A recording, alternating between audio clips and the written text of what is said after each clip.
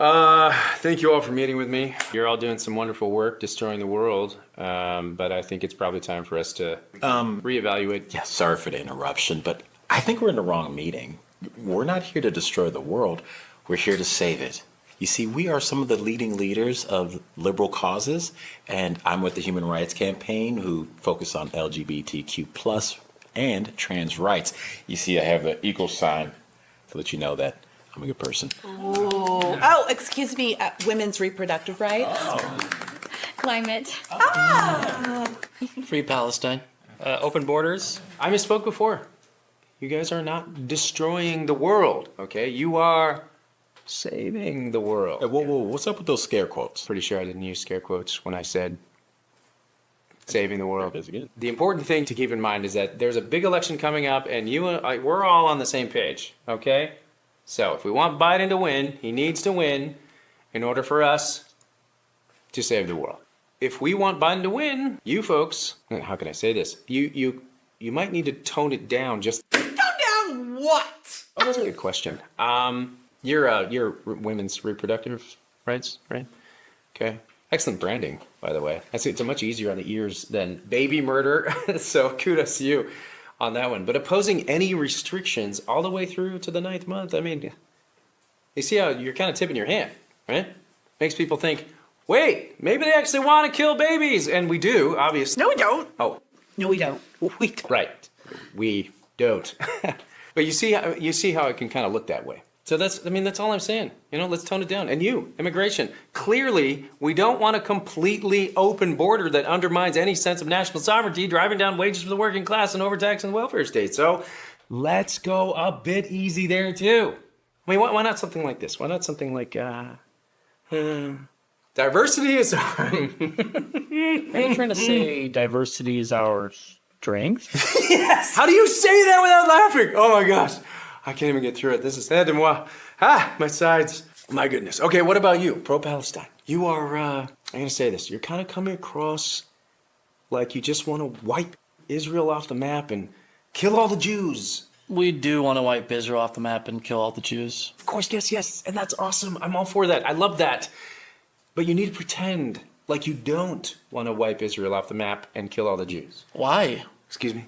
I mean, we're pretty clear in our position, and most young people and everyone on college campuses, and half the Democratic Party, of course, still support us. Yeah, it's cool now. You may have a point there. You might be the only person in here that can be as evil as you want to be and get away with it. All right, still, let's think about tactics. Okay, do you think that occupying bridges and blocking traffic is somehow winning people over to your cause? Yeah, and making people hate us by blocking traffic is our thing. He's stealing our thing! You're not stealing your thing. You must die. We will kill you all! See, this is what I'm talking about. I mean, okay, I love the homicidal thing that you got going on there. I really dig it, okay? But maybe market it just a little bit differently. Like the serial killer that everyone thinks is such a sweet guy, He's got 27 bodies in the basement, but he's like, coaching Little League. That's what I want. Be that guy. Death to America. The funny thing is, you don't even look Middle Eastern. Am I wrong, people? Am I wrong? I'm not. I actually grew up on Long Island, but my parents sent me to college. Death to America. HRC guy, you have been going over the top as well. Well, it's important for us, they, them, to be accepted just like everyone else. Yes, of course.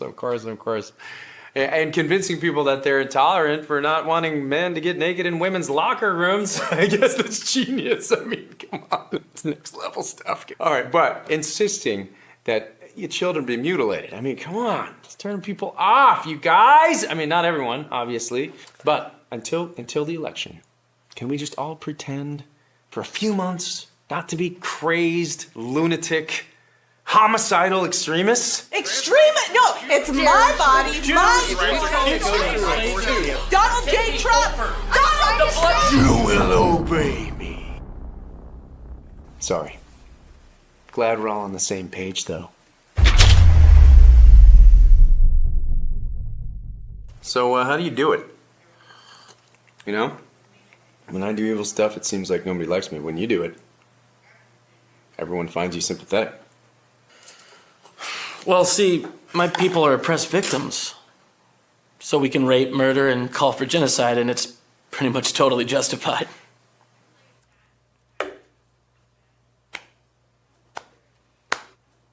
Well done, Ahmed. Well done. Hey you! Are you enjoying these videos?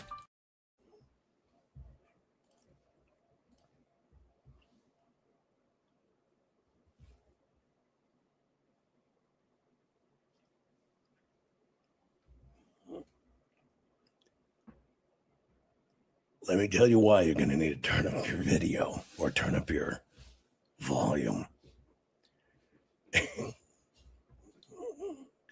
No, I don't have my sexy phone voice on. I'll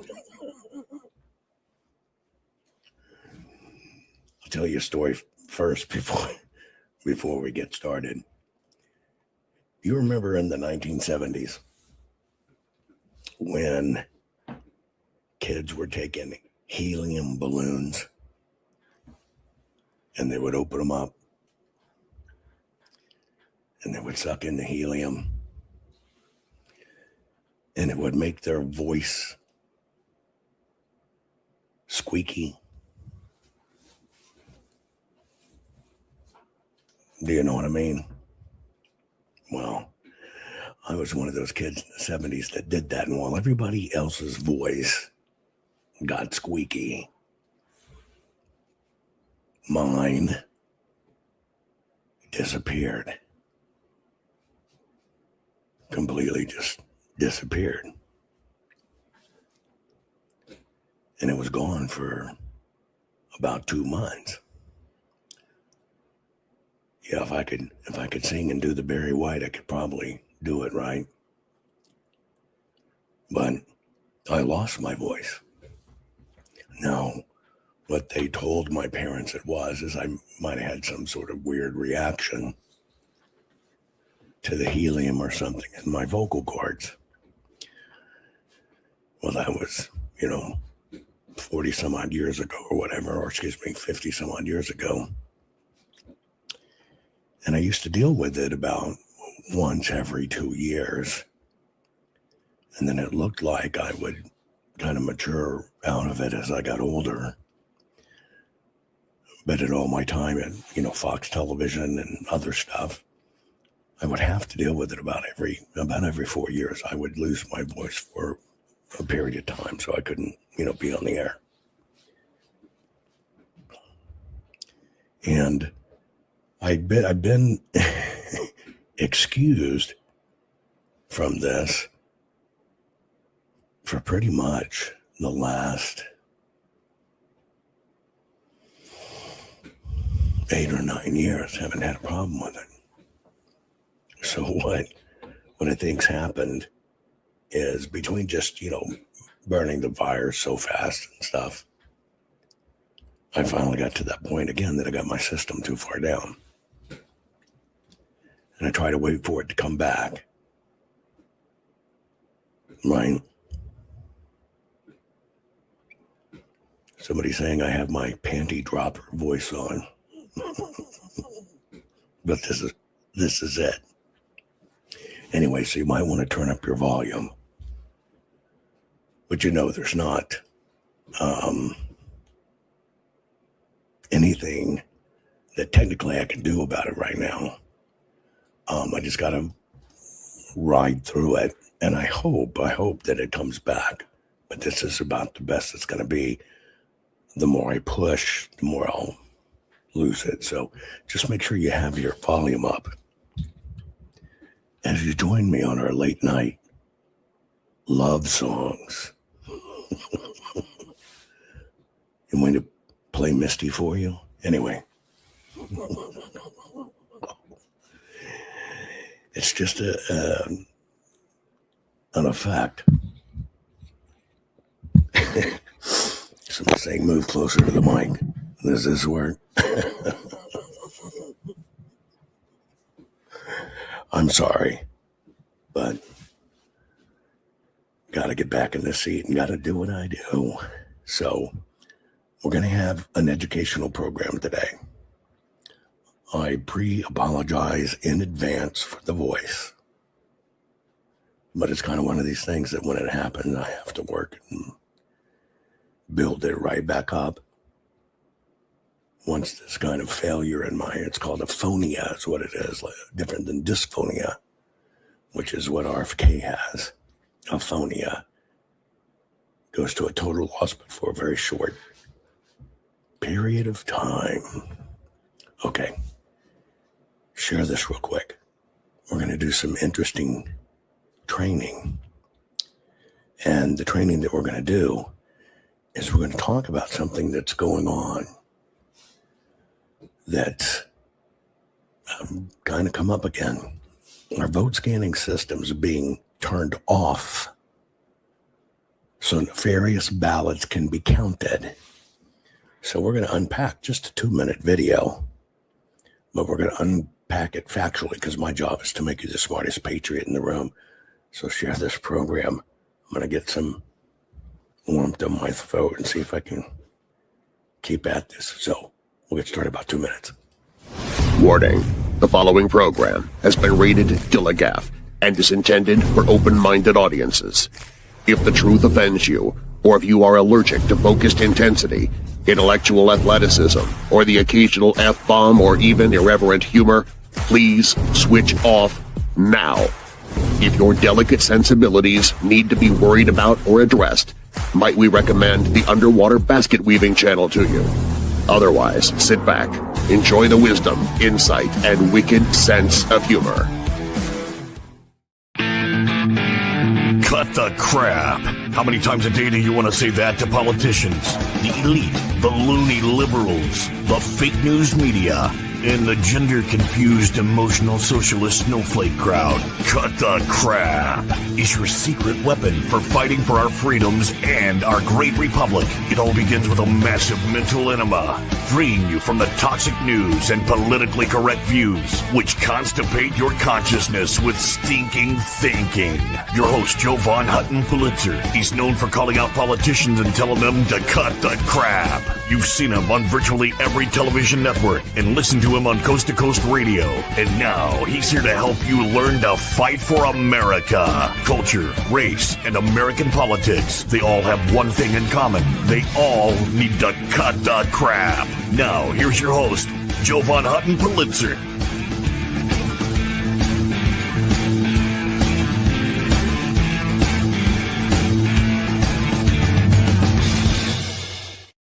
Okay, folks, welcome to the Grown Man Going Through Puberty show. I've lost my voice, but I'm trying to rebuild my vocal cords back up. It's just a thing. I've got to sit back in the seat and do it. You might have to turn up your volume. There's not much more that's coming out of me than this. Now, here's what we're going to do. We're going to unpack a 2-minute video. I don't know if you've noticed that President Trump has started sharing a tremendous amount of election integrity work and videos. And so that has spurred other people to start sharing their own election integrity videos as well. So I came across one video, I do not know when, and it was shot. Wait a minute. Wait, no, ladies, I'm looking at my chat. Put your clothes back on. This is just temporary. I'm not going to continue to do this voice. Yeah, please put your clothes back on. Sorry. If you're coming across this, it's a weird quirk in my voice that it happens, but it should come back. Good cross up a smoker's voice, though. But there's no power. I can't put any power behind it. If I try to push, it drops and it goes away. Here's what we're going to do. I'm just going to unpack. Okay, I'll do this voice. Have your martini shaken, not stirred. Get your cigarettes out. We'll play like we had a good time. But we're going to cover not the movie trailer, but the election tally systems. Here's the question. Are vote scanning systems being turned off so nefarious ballots can be counted? if you've been paying attention, election integrity is kind of going through this weird resurgence. A lot of it's tied to this Venezuela smart manic crap. Hey, look, anything to get rid of the machines is great, folks. But getting rid of the machines does not fix the problem we have in the United States of America. Our problems are much deeper than that.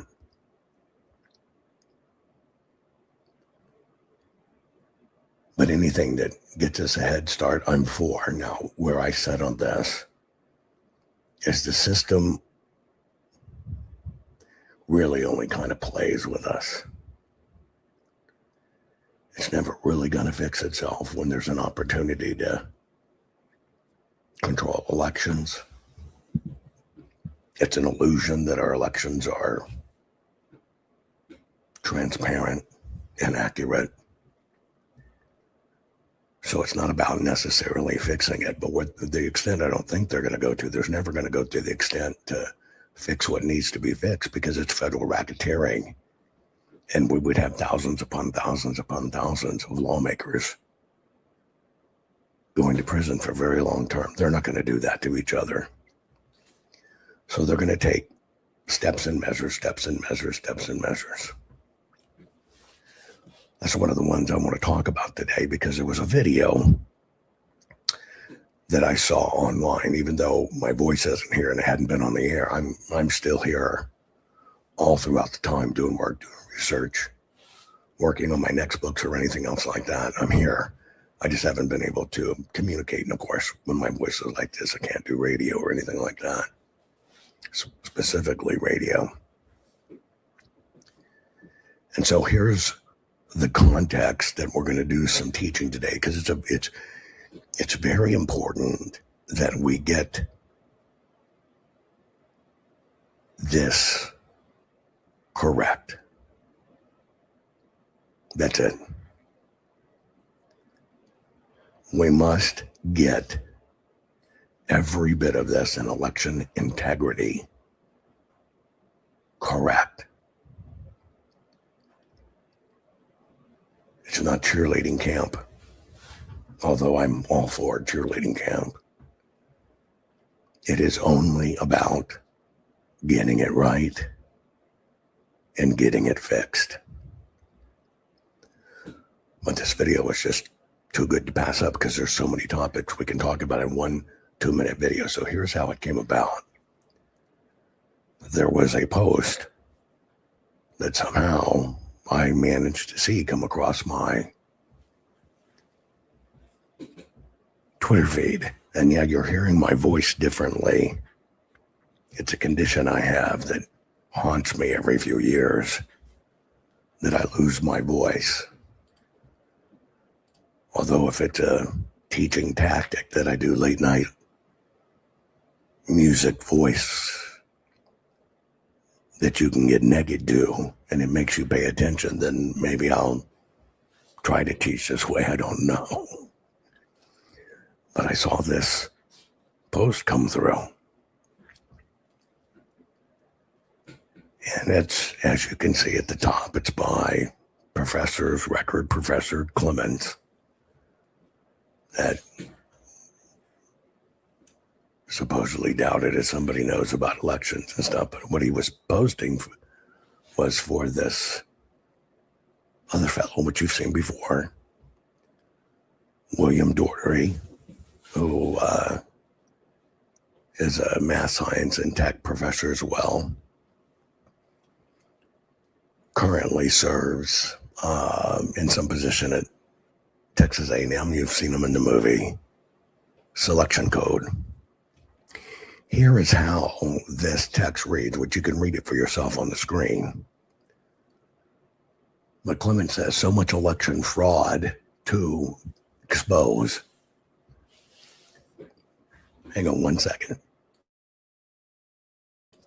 I had to mute that or it would splatter all over the screen, sorry. Expert explains how hundreds of thousands of fake ballots with no chain of custody were submitted through Dominion tabulators configured not to check. Not to check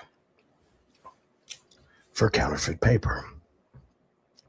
So this was the post. Expert explains how hundreds of thousands of fake ballots with no chain of custody were submitted through Dominion tabulators.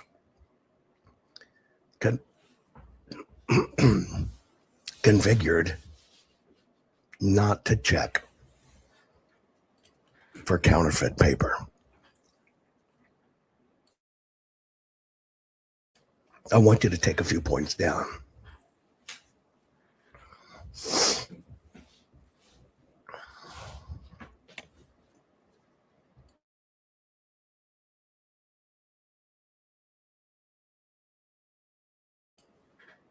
And I'm sorry for this, but when this happens for my voice, I kind of have to go through this exercise, because if I don't rebuild my vocal cords, which is just like anything else. It's a muscle, you got to work it. If we were counting how many things that this one post says, number one would be hundreds of thousands. Number two would be fake ballots. Number three would be no chain of custody. Number four would be through Dominion tabulators. Number five would be configured not to check for counterfeit paper. Those are the five material claims of this post. And this is kind of a double post. It's one election supposed expert holding up, heralding another election integrity expert. Number one, hundreds of thousands of ballots. Number two, that they're fake. Number three, no chain of custody. Number four, submitted through Dominion tabulators. Number five, configured not to check for counterfeit paper. I'm going to play the video for you. I'm going to play it all the way through once. It's 2 minutes. And then what we're going to do is we're going to unpack it. Now, the reason we're going to unpack it is because you sitting there may not realize this, but you are the key to us winning and getting our election fixed. Not a single expert out there. Not even me. I'm not the key. I'm a conduit, but you're the key.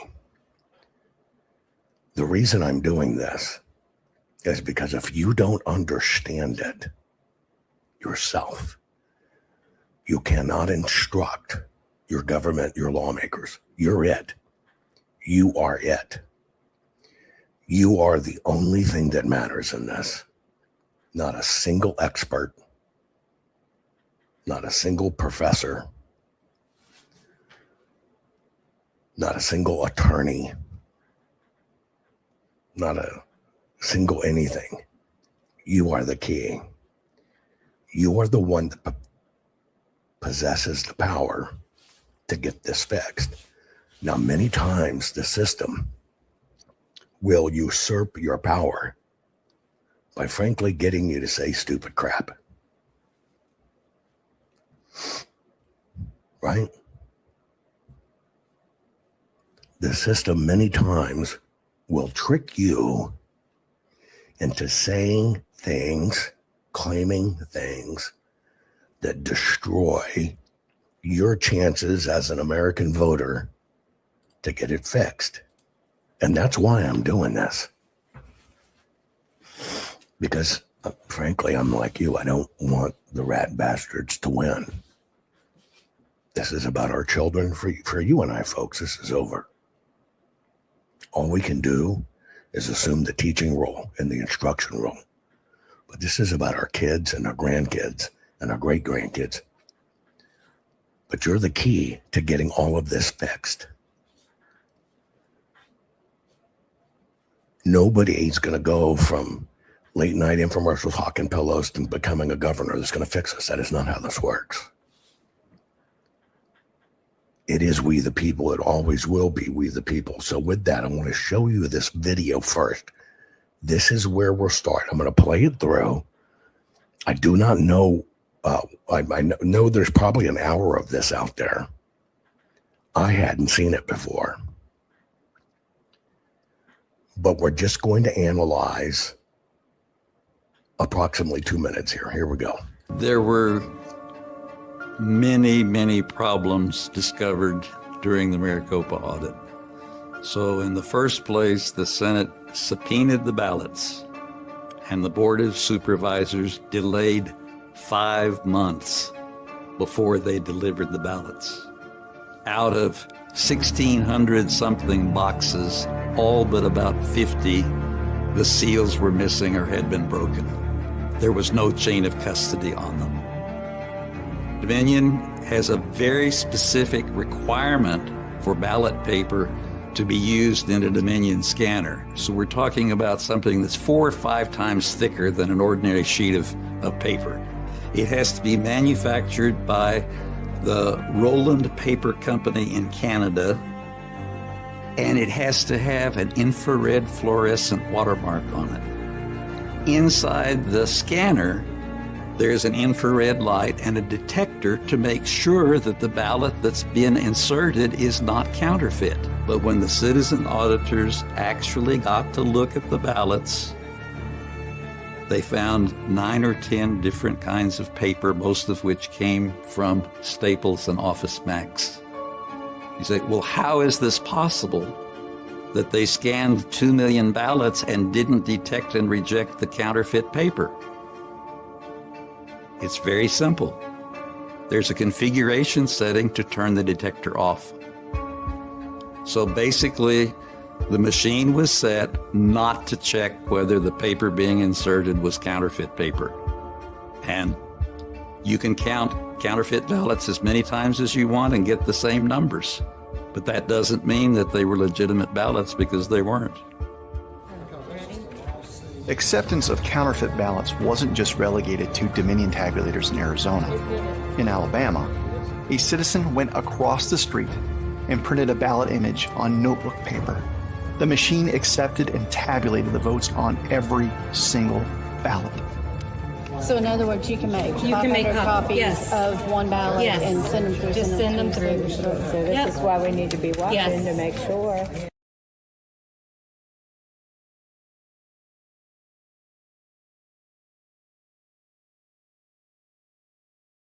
I think somebody said in chat, correct me if I'm wrong, that this might be footage from the documentary Let My People Go.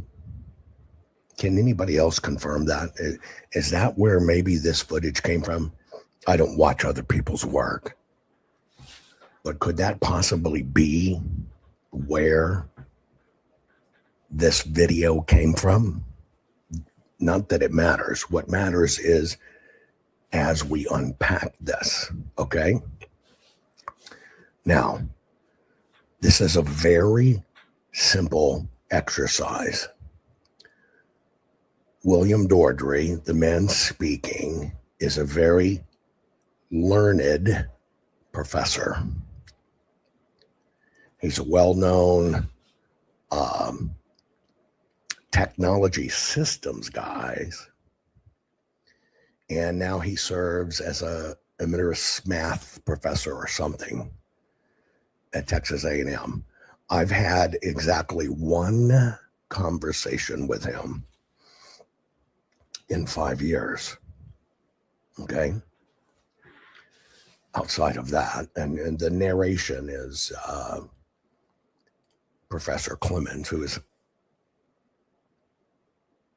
heralded as a big election expert and stuff. But this is where this came out. because all of this stuff is recirculating again. Now, you heard Dr. Doherty basically make a series of claims. I want to kind of unpack each one of these for you. And here's what I mean. There is not one or a dozen or 20 dozen people that are going to save our elections. 20 dozen experts cannot fix this. 20 million Americans that are concerned and take this seriously and learn it is the only thing that will change our elections. The teaching module here for you to understand is I would not hesitate at any time to have someone like Dr. Doherty sit on the witness stand and testify. He is more than qualified. He's the epitome of the type of person you want on the witness stand. Credentialed, presentable, not intimidating, measured, right? An air of authority. So that's what you want on the stand. Testifying in any case as to what went wrong. But I do believe there is one additional standard that supersedes all of that. And I think that standard is it must be factually correct. Right?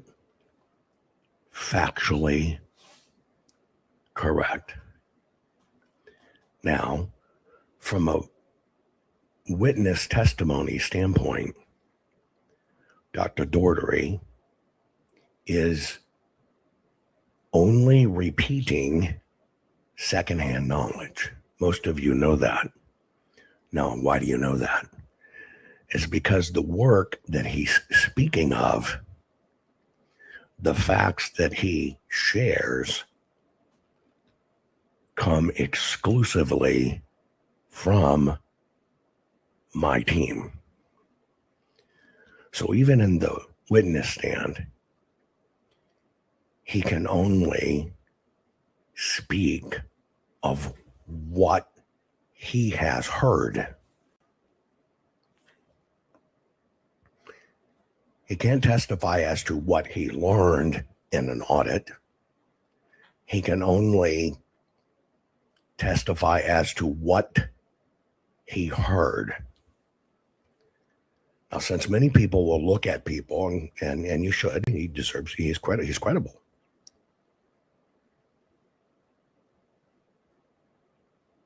I think the public at large doesn't understand how critical the facts are, and you have to get the facts right. And it's common knowledge that most people in election integrity, a lot of the things they talk about are things that you've been here on the journey for over 5 years. You've learned personally from our team. And a lot of people will just spit it out as experts, but they have nothing to do with it. There's only one expert I care about in this, and that's you. And I need you to become an expert in this. Because, see, you're on the ground. You're local. You're there.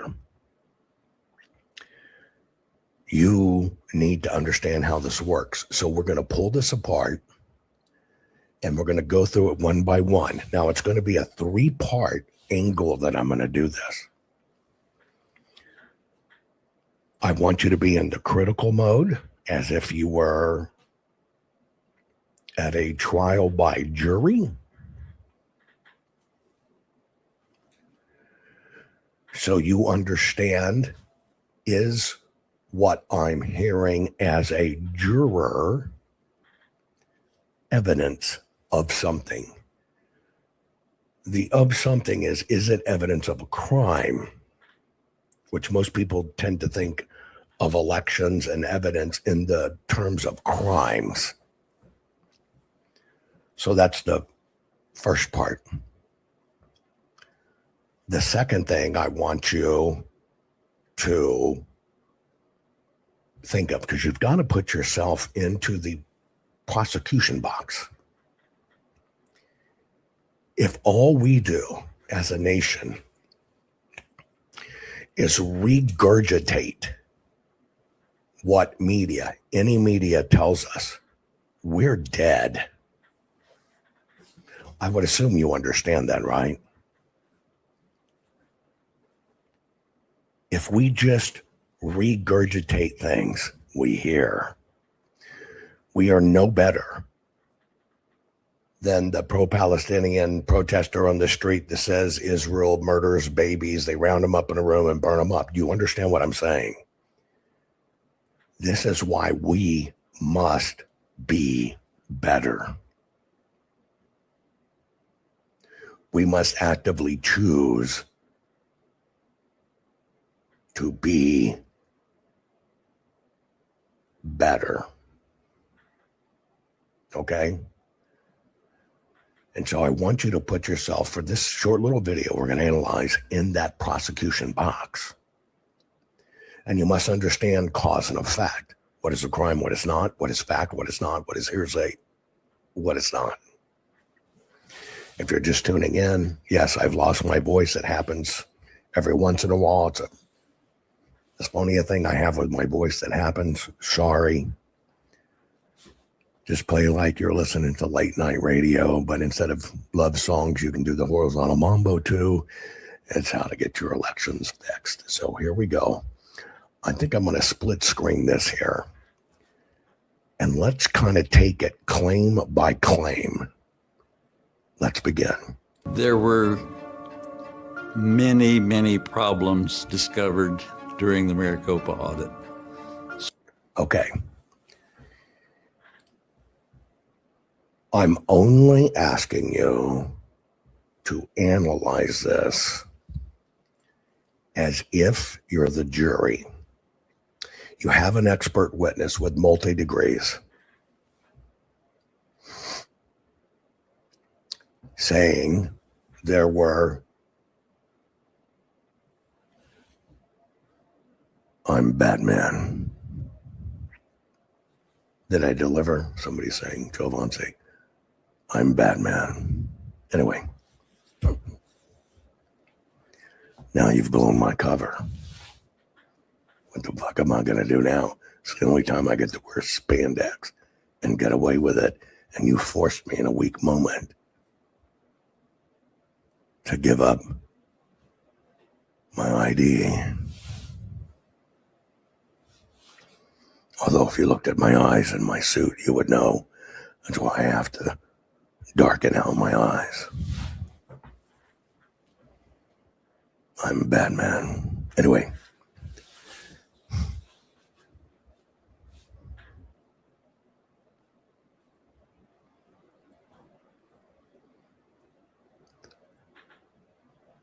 Guys people should not be trying to analyze what I have or have not shared with the Trump administration. And let me tell you why it doesn't matter what I've shared with the Trump administration. Because if you think President Trump is going to fix this, you're already misguided. President Trump is the lightning rod. You are the fixer. If you don't get this, if you don't adopt this, we won't fix this. Yes, it matters what he knows, But what matters more is what you know. Go back to that one little point. There were many, many problems discovered during the Maricopa audit. Okay. When you're in a jury box and you have an expert witness with incredible credentials like this speaking, and they're speaking, basically paraphrasing, there were incredible problems with the Arizona audit and discoveries of the Arizona audit. Can you use his testimony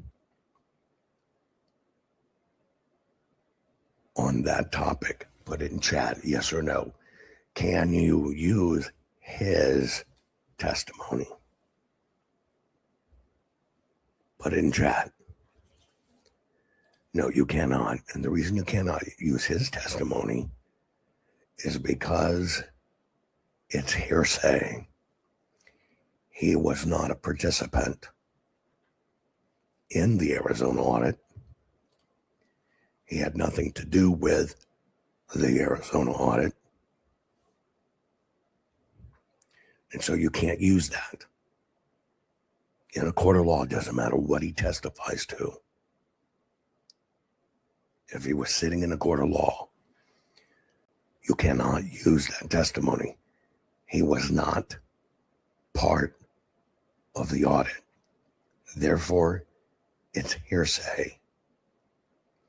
Therefore, he can't even be considered a material witness.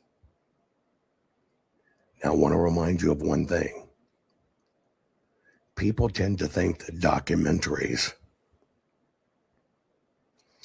are to inform you, and in a way they are. But documentaries are actually made to sell you, just like a television commercial. That's why they get all these documentaries on global warming. They're there to convince you. One of the things documentaries will do is use experts as the imprimatur. They hope you'll buy into the expert because they have all these credentials. You will assign a high standard to the expert, and you will believe what the expert says is absolute fact. This is from a documentary. Please take it for what it is. Now let's go to the next little piece. So you understand you can't use his testimony on that. So in the first place, the Senate subpoenaed the ballots, and the Board of Supervisors delayed 5 months before they delivered the ballots. Okay. This is a fact. In the lawsuit that allowed the subpoena of the ballots, the county election officials delayed for months and months. I'm not going to expand on it, but that is a fact. The question that should come up in your mind is what could have taken place in those many months. Now, the indication that the county did not turn over the actual ballots for 5 months, is that an indication? And Pat, I have the same question, but this is why we're going through this drill. We're fighting for our country. You will hear many things that sound like my team and me, but they're not coming from my team and me. And I'm trying to help you understand the differences and why they matter. So the first question I have, answer in chat. The delay of getting the ballots turned over to do an audit, was that a crime? Put it in chat. Yes or no.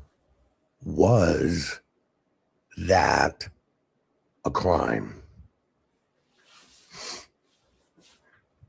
Right? And the answer is no. Not only is it not a crime, it's not enough information to be indicative of a crime, but it is suspect. So at best,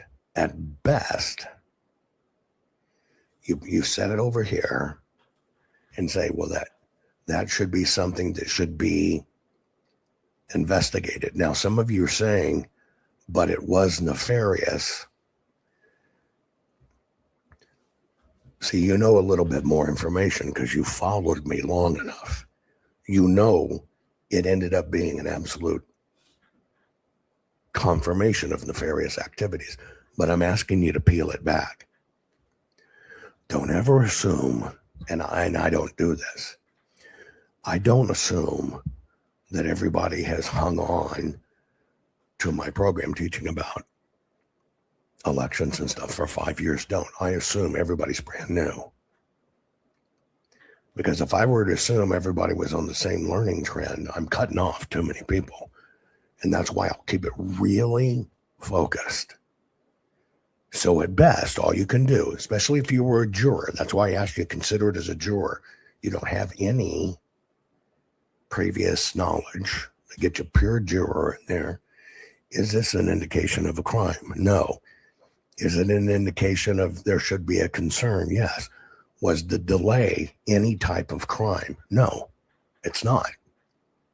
Not at all. Okay. S2 says I can get used to your Batman voice. I'm Batman. Anyway, that's all this says. So that's the first thing. That in and of itself has to be put in the suspicious category, which only means you got to dig deeper and see what it connects to. Let's go to the next point. Out of 1,600 something boxes, all but about 50, the seals were missing or had been broken. Okay. Now, this is a fact. You learn from our team that everybody doing the audit ignored. I tell you this because in an audit, every single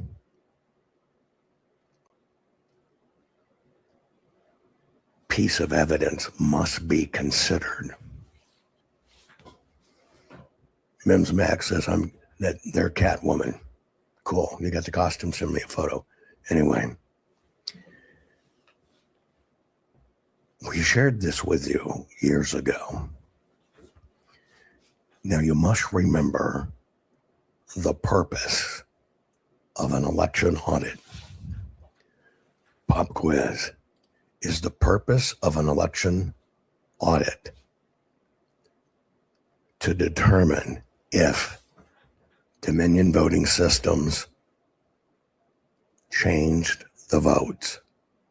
Yes or no? Put it in chat. Is the purpose of an audit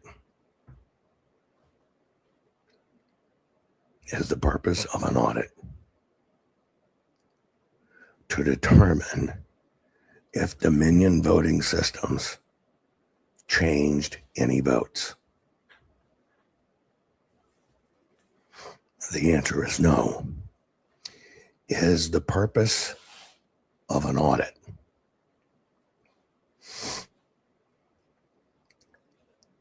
to determine if votes were swapped? Yes or no? I'll repeat the question. Is the purpose of an audit to determine if votes were swapped? And once again, the answer is no. Is the purpose of an audit to determine if any of the election machines or systems were rigged? Answer it in chat. Yes or no. And once again, the answer is no. Is the purpose of an election audit to determine if your candidate had the election stolen from them? Yes or no? No. Now that may surprise you, but every one of those points I gave you is actually a point of legal disqualification. You didn't know that.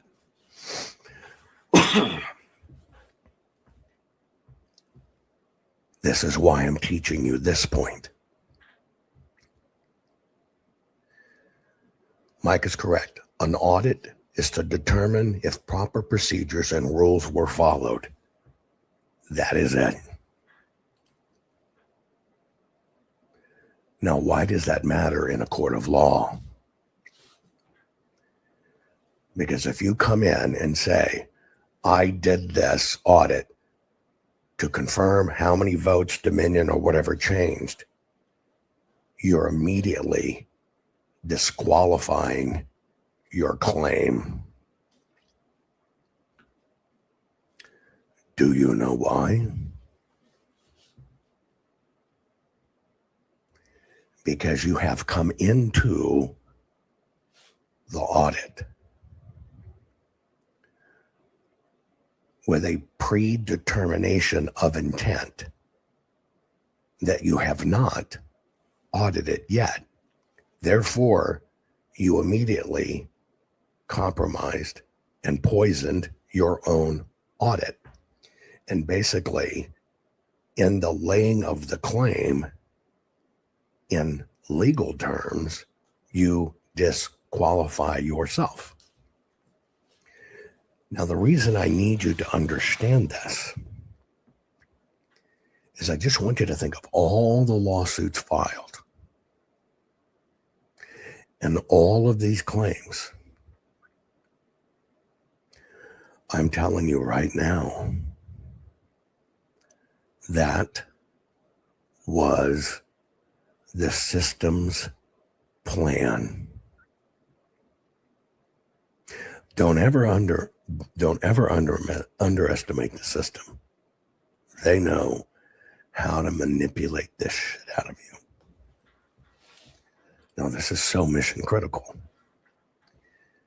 Because when you come into an audit, when you come into a claim basis, and you are already claiming crimes, it allows them to disqualify you. Our whole country, by so-called election integrity experts, making claims. And we're doing this because of the claims made in this one post. Claim number 1, so much election fraud to expose. That's a claim. And you just see claim after claim in here.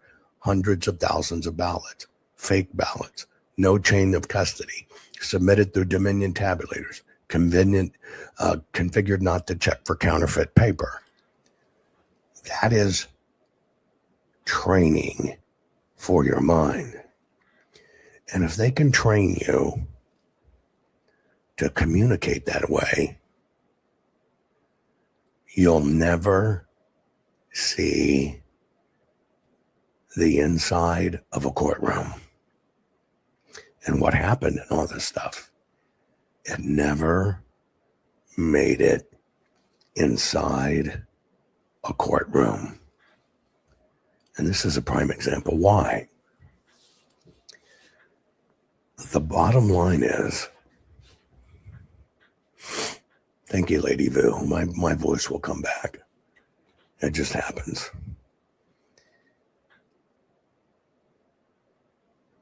You need to go back in this filter, and you need to try to understand why all of these rat bastards don't want you to use the term malfeasance. Because they know if you wise up and you use the law as the law is written, you will kick their ass. And so they have millions invested in controlling your words and in controlling your mindset. They need you to disqualify yourself. That's it. That's it. And what they allowed you to do,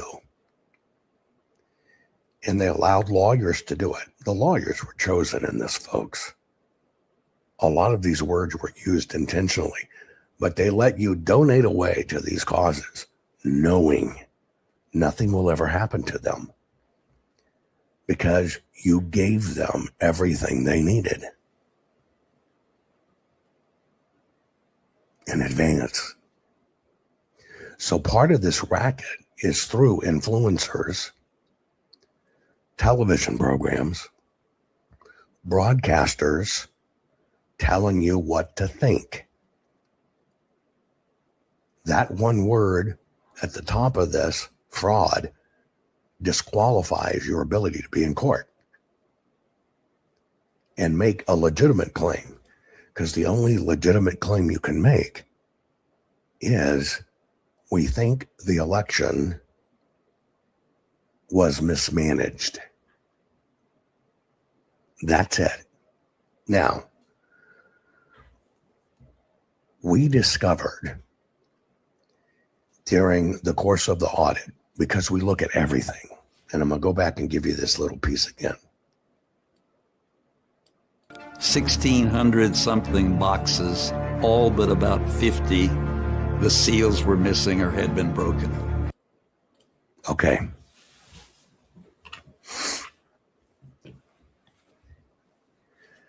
This, in and of itself, is not a crime.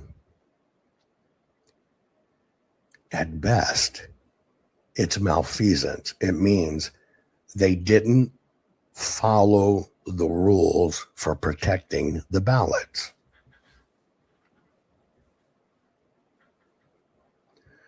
$1,675 boxes.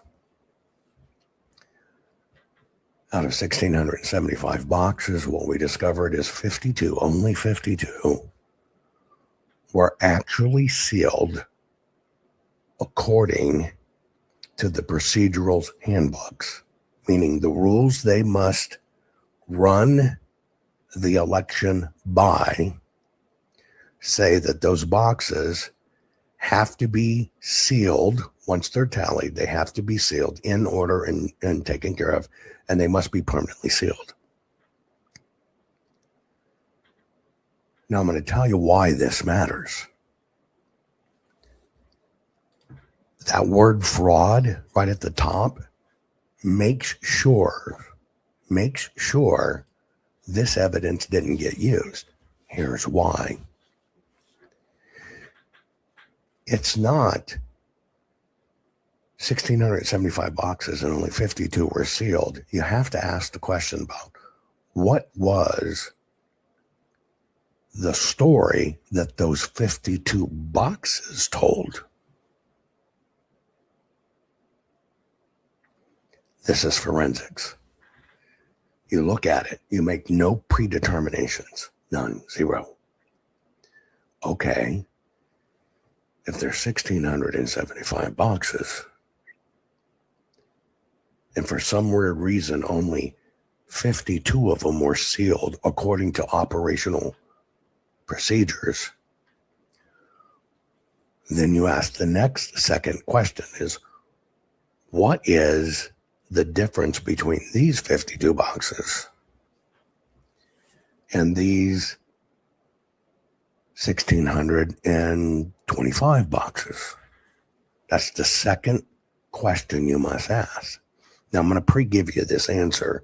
You already know it if you followed me for a long. The 52 boxes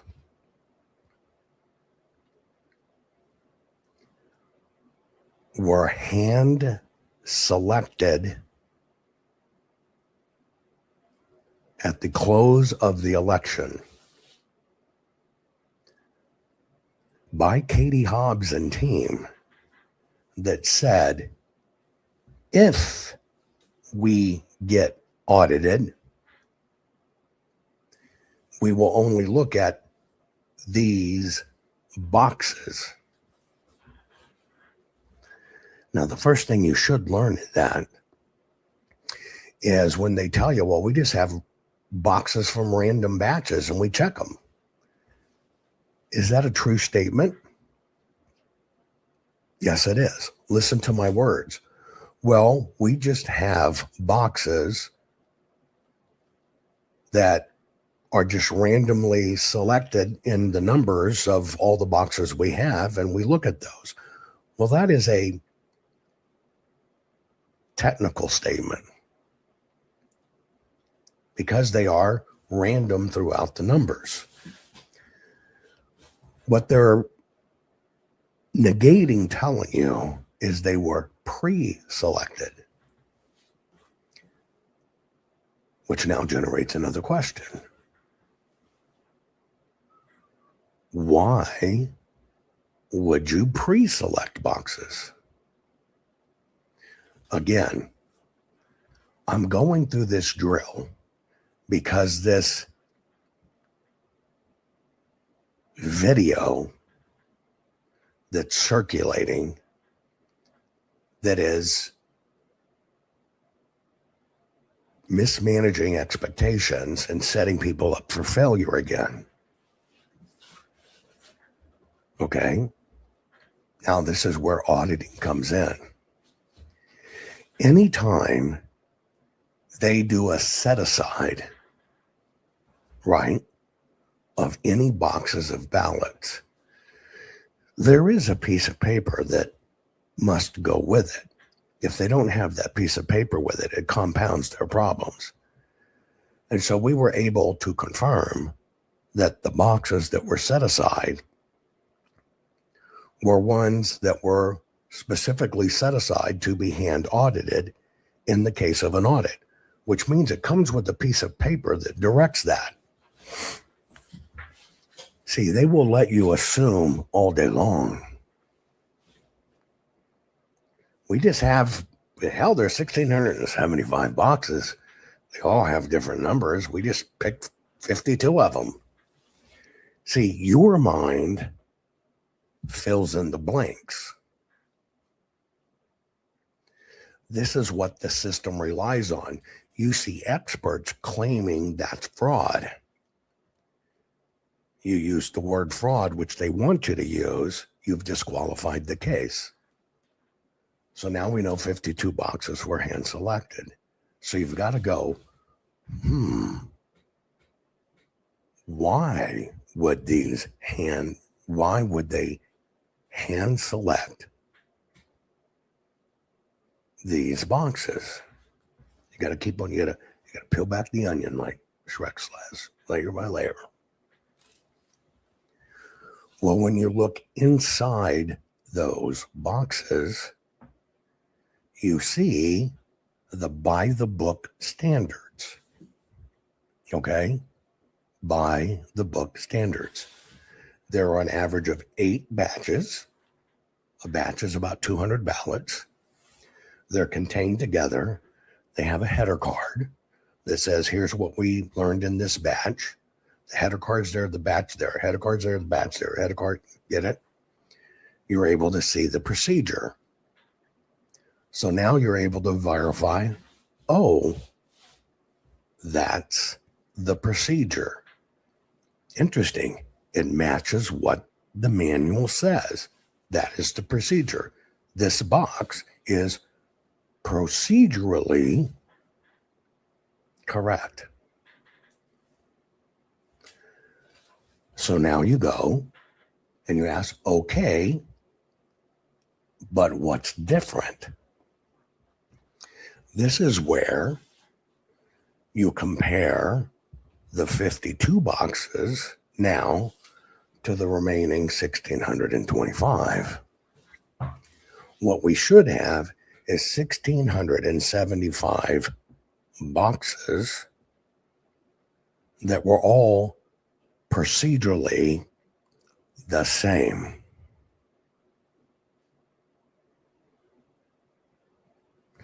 So now you ask, if these boxes match the procedure, they're sealed, they're in order, how does the rest of the boxes look compared to these 52? Well, in the 1,625 extra boxes, they were not sealed. All of the batches were just all over the place. Header cards were in the bottom. The batches weren't kept together. And where batches were kept together, there was just a bunch of other random ballots just stuffed in the boxes.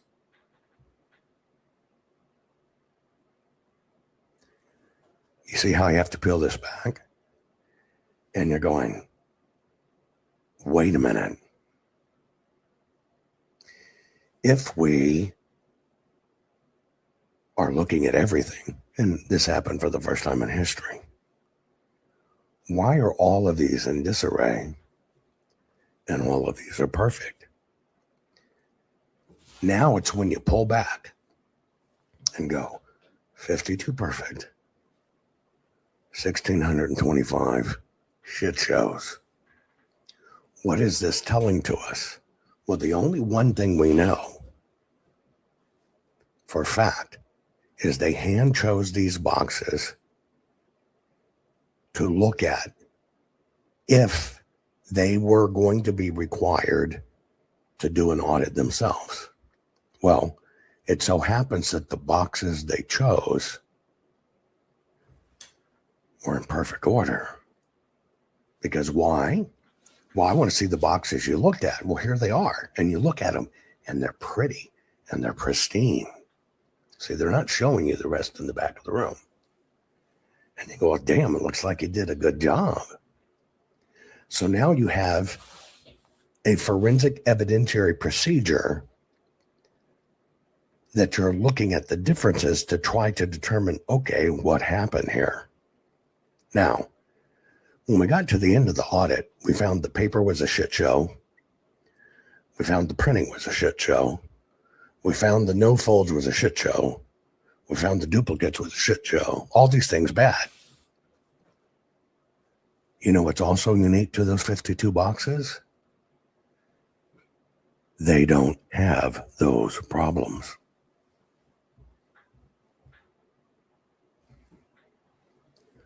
Wait a minute. If there's 1,623 that, or whatever, that have all this mess and all these problems, and you're saying these 52 have none of those problems that should have occurred organically. If it was organic, they should reflect the same problems, and they have none of them. Now what do you have? You have what's called a new evidentiary line. Because basically you go, if these are random and they were just pulled and they're supposed to be representative of snapshots of the election, how is it that they don't have any of the problems that 2 million plus ballots have? Get it? It is in this process that you now begin to see there is no way that could have organically happened. Again, this is a forensic investigation. I'm covering this very simple video that's told you our vote scanning system's being turned off so nefarious ballots can be counted. If you don't have the time to invest in this program, you don't have the time to save your country. That's why you have to understand this. That's why you have got to put in the intellectual capital and intellectual honesty to understand this. Now, just in this one, I'm going to wrap this up very conveniently. You now have a theory that needs to be chased down. If there's 52 boxes that were perfect and they were hand chosen, that if they got audited, we'll look only at these. And they have none of the errors that all the other boxes show. And you've now discovered they were pre-picked. And you now discovered there's an outlier. You get to bring in an additional piece of information to measure it against. What is that additional piece of information you'll now get to use as an exploration angle? Have you figured it out yet?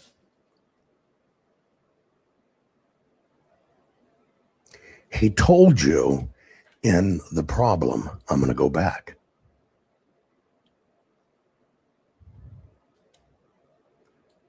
Now listen. Officers delayed 5 months before they delivered the ballots. Out of 1,600 something boxes, all but about 50, the seals were missing or had been broken. Now, if 52 boxes were chosen on the day of the election, that will audit these if we are forced to do an audit. And you now know these son of a bitches were perfect. And you now all of these were in disarray. What's the material difference now? What's the differentiator between the boxes? You ready? Those 5 months. This is how evidence comes into play. This is why you cannot make any assumptions. Any assumptions. Because see, now these people have trained you for years to say the wrong words, to fight this the wrong way, to file your lawsuits wrong. It's all misdirection. They now know you know so much that they've got to get you back. They got to get you back repeating the old bullshit, which is why they're recirculating this crap. They need you to keep on saying the old bullshit. You now have a plausibility line, a thread, to say, wait a minute. If these boxes were pre-selected and they're perfect, and they're all supposed to be sealed, and they're not, and these are in pristine order, and all of these are in disarray, and these are in batches, and these are in wads and stuffed with ballots. Well, the seals being broken means they were opened.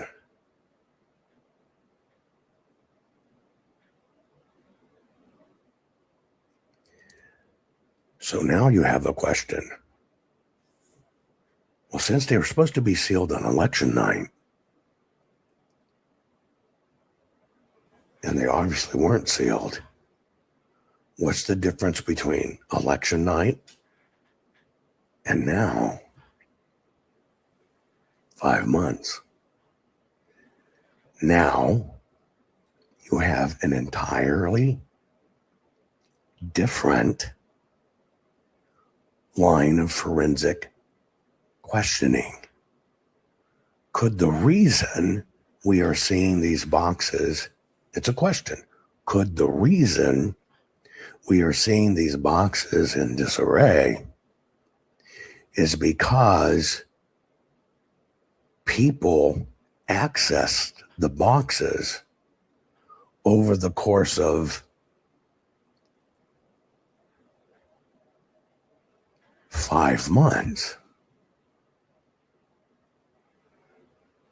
And then, if these 52 boxes not only were pre-prepared, but if you ran the numbers, the 52 boxes would mathematically cross-confirm the final number of the election, which they never had. So can you look at this a different way? Well, yeah. What could have happened in those 5 months? And then when you look at the numbers and you realize they were scanning in ballots a month after the election, and that none of the ballot types matched, not a one. They were way off. They said there were mail-in ballots. They weren't machine folded. There were too many hand folds, and there were too many no folds. So now what do you have? See, this is just a fact. Why were they running in 100,000+ ballots a month after the election? Why do none of the numbers add up as to the material fact of the paper? Meaning it should be mechanically folded if it's a mail-in ballot. Meaning it's hand folded, it's a walk-in, but that's way over the top. The no folds is election day, but that's way over the top. Do you have an answer? Potentially an investigative thread you can now pull that says, well, what was really happening during those 5 months? Now, the question is, if you can prove that over the 5 months, right, that they decided the outcome of the election, it was never real. Then all of a sudden, oh shit, these guys are going to get the ballots. We got to delay, we got to delay, we got to delay.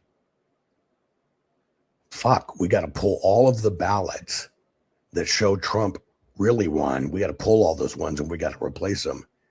Now, can you understand why none of the numbers match and everything's off? There should be X number of folded by machine ballots, but that number is 2 full digits of percentages lower in every single one. It's because those weren't the original mail-in ballots. This is forensics, folks. Now, I took you through a piece.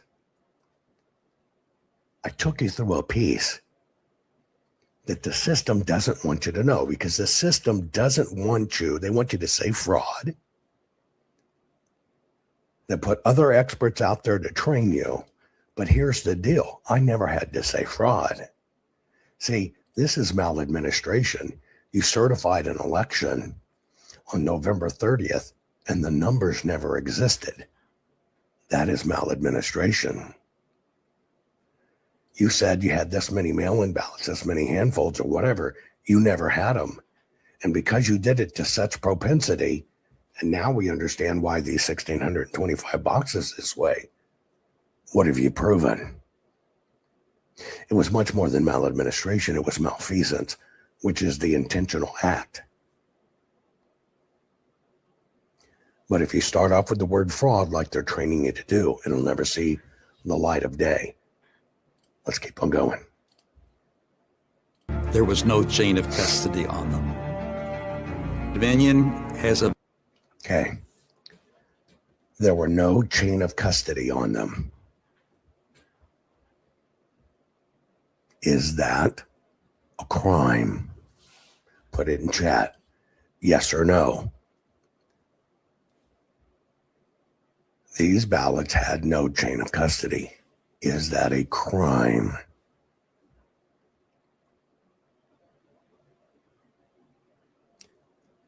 No.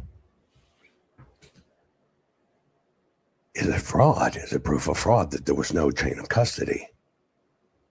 No. You're right. It's a breach of protocol, which is maladministration. They're supposed to have a chain of custody. The boxes are supposed to be sealed. They're not. It's maladministration. You didn't follow the guidelines. See, all you start weaving together is you didn't use the guidelines. You cannot use corruption. Somebody says, instead of fraud, can we use the word corruption? Yes, let me tell you how that works. Go down to your county. Change your registration from conservative to Democrat.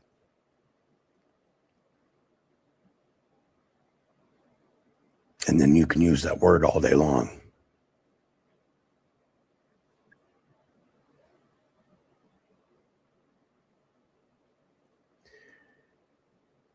If you won't even play by the rules, which they're banking on, why do you need a substitute word?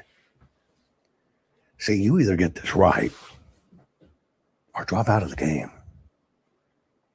The system, fraud. Well, I'm not going to say fraud because Jovan says don't say fraud, so I'm going to say corruption. Does the word corruption have a definition?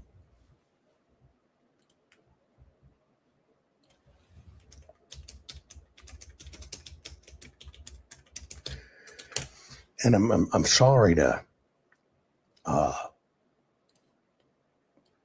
get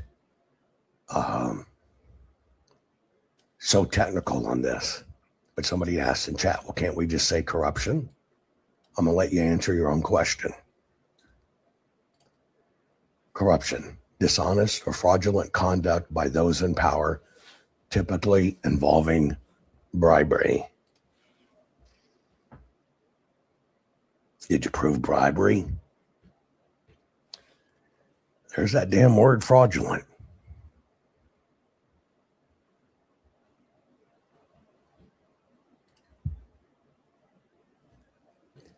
But see, you're trying to fill in the blanks. They're giving you the ammo they want you to use. It's fraud. It's fraud. It's fraud. It's fraud. It's fraud. I try to teach you words matter legally. You just want to substitute the word. You know what? It's a game of words. I just want to fix our elections.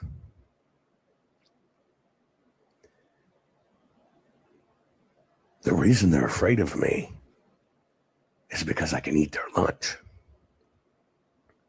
The reason they won't debate me is because I've already won.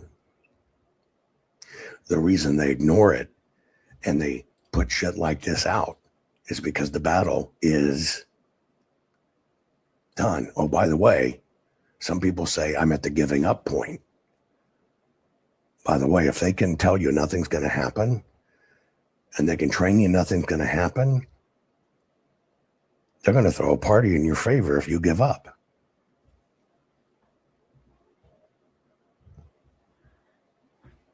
That's what they want you to do.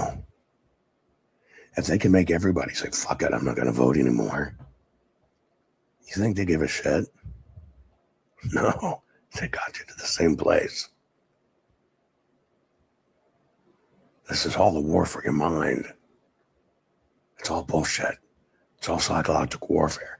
And yeah, Brad, if they can make you give up, you allowed them. You should be fighting for your life, your kid's life, your grandkid's life, because it is. I don't know how to give up. And Lord knows I think of it. But see, they train you. And so, yeah, words matter. So you can't use corruption. It's the same thing.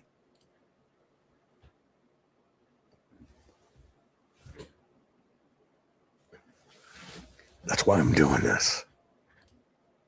Very specific requirement for ballot paper to be used in a Dominion scanner. So we're talking about something that's 4 or 5 times. Okay, so here's an expert saying there's a very specific requirement for the ballot paper to be used in the scanners.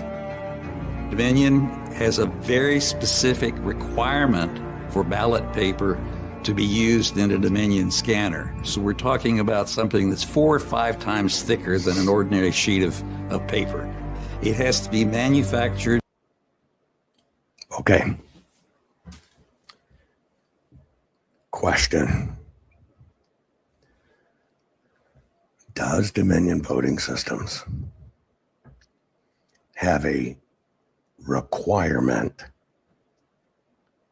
for the paper that must be used with their machines?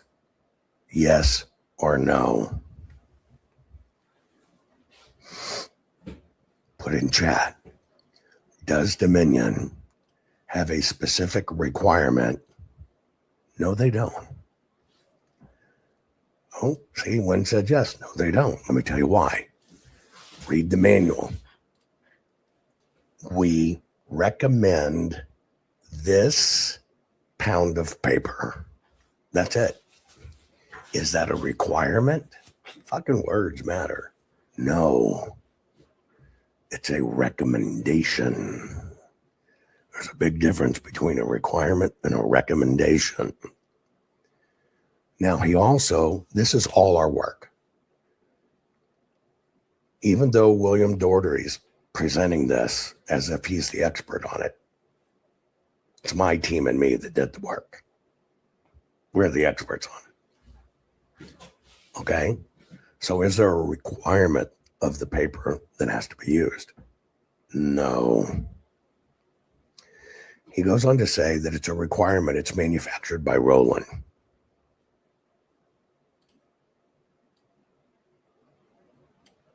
Of paper. It has to be manufactured by the Roland Paper Company in Canada, and it has to have an infrared. Okay. So he basically says it has to be required. It has to be manufactured by the Roland Paper Company in Canada. Is that factually correct?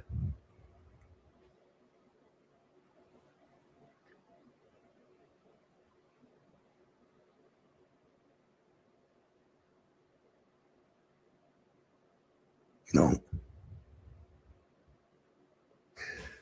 There is a preferred vendor they use, which is Roland. Now, let me set this up for you. There's a fellow by the name of Bob Hughes, which we brought into the process. We brought him into the process because we knew he used to run Runback. We brought him into the process. We used him as a go-between between Roland and us and the whole bit. Now, to this day, the guy, you would think he's the man that did it all. And he certainly takes credit for it. And now talks like he's a prosecutor. But here are the facts. It's not a requirement. Period. Runback does have contracts to acquire their reams of paper. They're big old rolls like hay bales. Big monster rolls of paper. They do acquire their paper from Roland in Canada. Now, technically, just so you understand, by United States operational procedures in our elections, the paper we use in our elections is supposed to be from the United States of America. Procedurally, it's already out of whack. Okay? So what we did is we got to know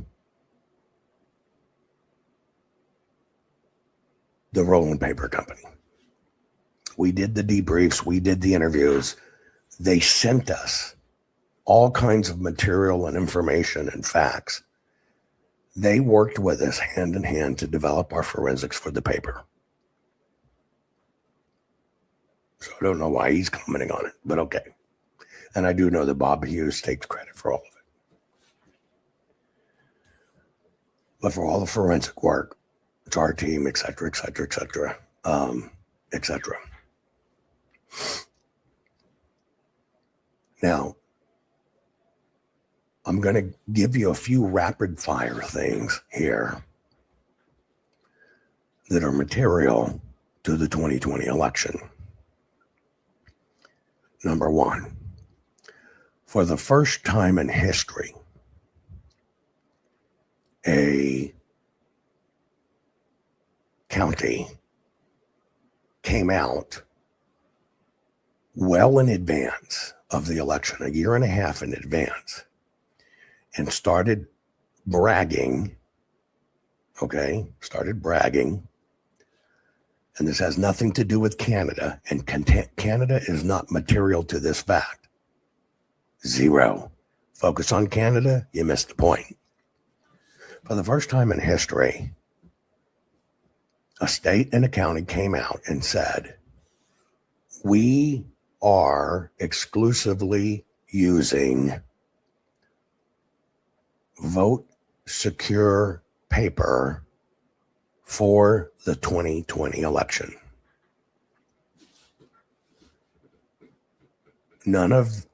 Never in the history of ballot paper had anything like that been disclosed before. Never. It named the manufacturer. It named the grade of paper.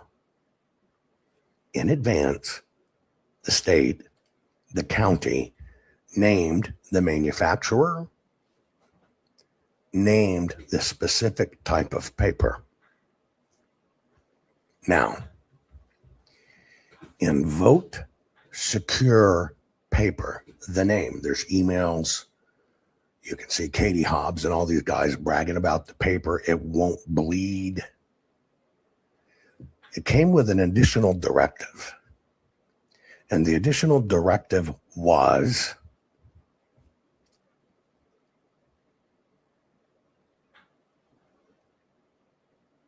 you now must use a Sharpie to cast your vote.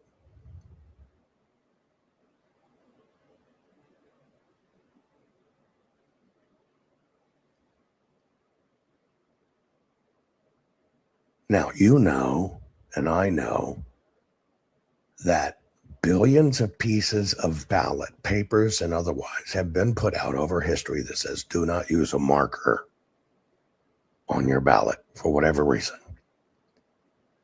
So this was the first time in history, same election, that the state made a mandate. You must use a Sharpie. In fact, there's all kinds of emails that says, okay, well, early voting, we can't control it, but you must force everybody to use a Sharpie on election day. Everybody knows Sharpies bleed. Well, that's why the paper comes in. They said, nope, we ordered vote secure paper. It's special. It won't bleed.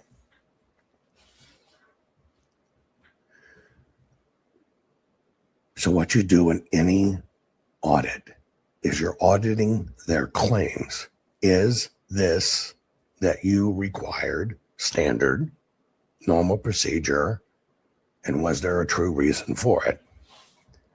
So now we're back up.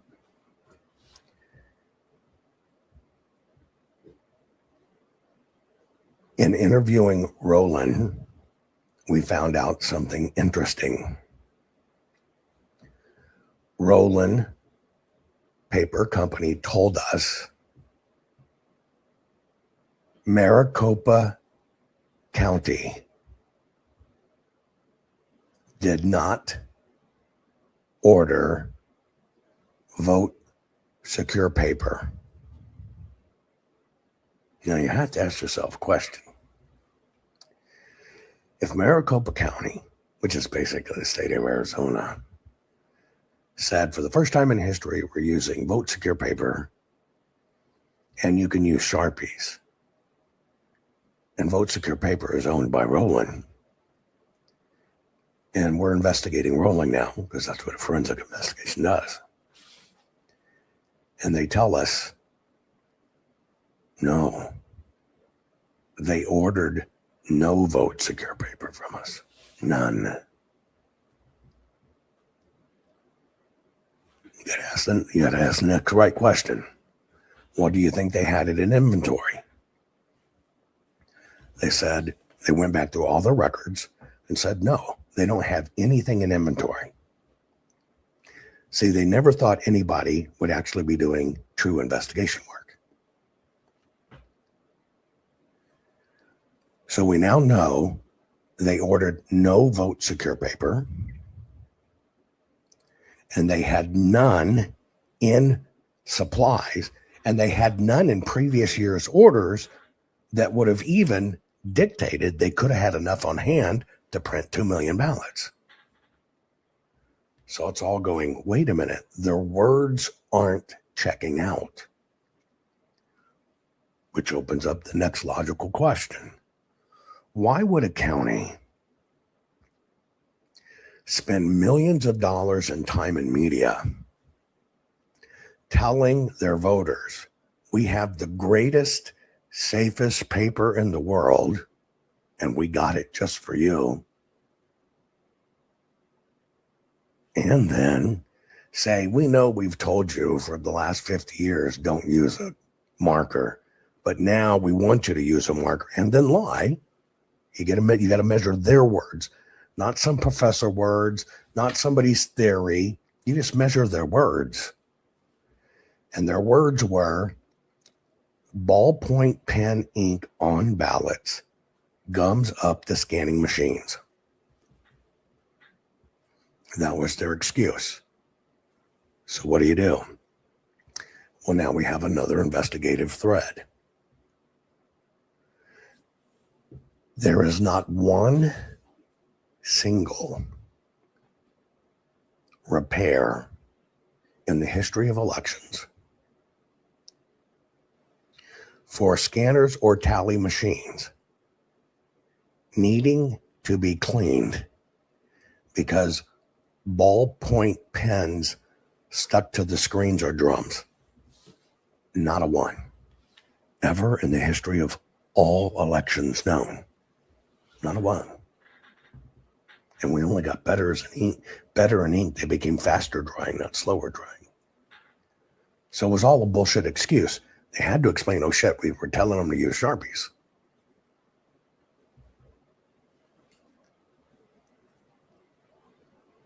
And they know they're going to bleed because they're being taught it's going to bleed. Well, we got to have an excuse. Well, we're using this super paper and pens are bad. So Sharpies are good. About face. We'll see people believe that shit. Now I'm going to cover these in synchronous. I'm going to cover the little last part of it here. Okay. Dr. Doherty goes on to explain that this is a very particular type of paper, and he is correct. But let me let you hear his explanation of it. It has to be manufactured by the Roland Paper Company in Canada, and it has to have an infrared fluorescent watermark on it. Inside the scanner, there's an infrared light and a detector to make sure that the ballot that's been inserted is not counterfeit.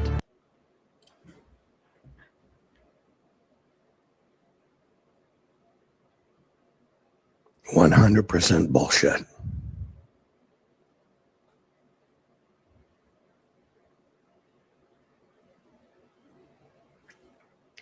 If you were to do your homework and look up scanning using IR, you will find out that scanning with the use of IR happens to be one of my patents. I have 207 patents in this space alone. The misdirection they're doing here is vote secure paper. And I shared all of this with Karen Fan because we work with Roland. And Roland said they didn't use vote secure paper. And so I said, I need a way to prove to the Arizona Senate that vote secure paper wasn't used. We got the county saying it. They're doing television commercials on it. They're doing marketing campaigns. All the newscasts are repeating it. It's a lie. We've got all the documentation from Roland saying they ordered no vote secure paper. We know their inventories, they didn't have any. I need to have a way to demonstrate to Karen Fann, the president of the Senate, that vote secure paper was not used.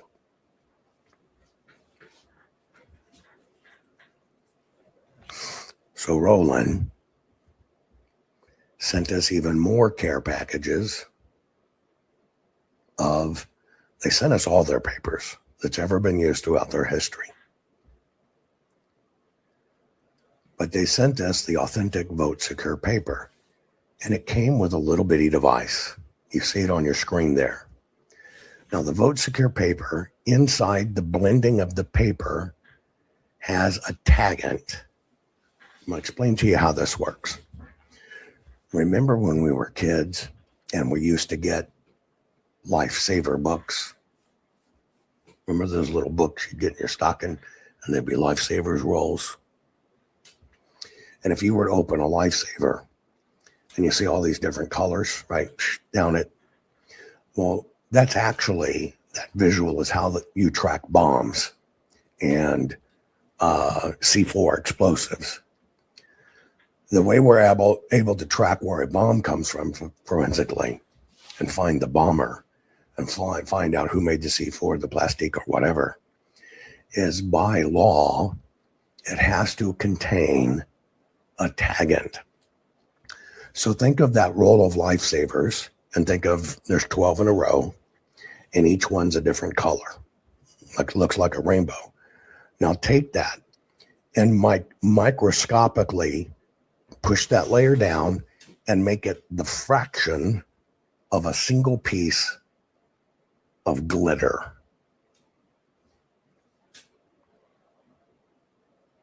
Think of all those layers.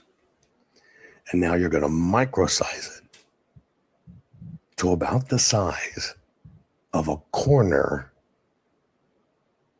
of a single piece of glitter. Now, that tagant, T-A-G-G-E-N-T, is distributed to all of the explosive manufacturers.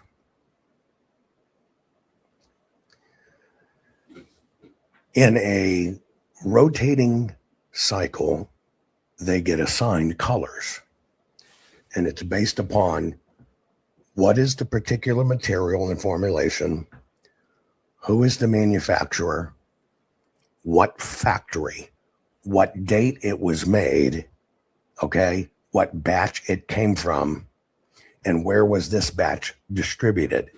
It's an ID code in color, and it's microscopic. And so these things are exploded to about the size of dust.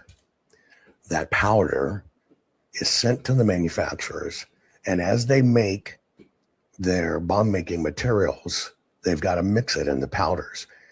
If their bomb-making materials do not contain their tagans, they violated federal law and be shut down. So it has to have these tagans in it. Now, why are they in there? It's because when there's a terrorist act, a bombing or whatever, forensically, we can scour the ground, people's clothing. If it blew up a person, you'll find it embedded in their clothing. You find these little microscopic pieces, and you pick them out of their clothing. And then you look at them under advanced microscopy, which is what we did in Arizona, and we see these little lifesaver rolls. And by that lifesaver roll, we're able to tell everything about where did this explosive material come from. That is called a tagant. Okay? A tagant.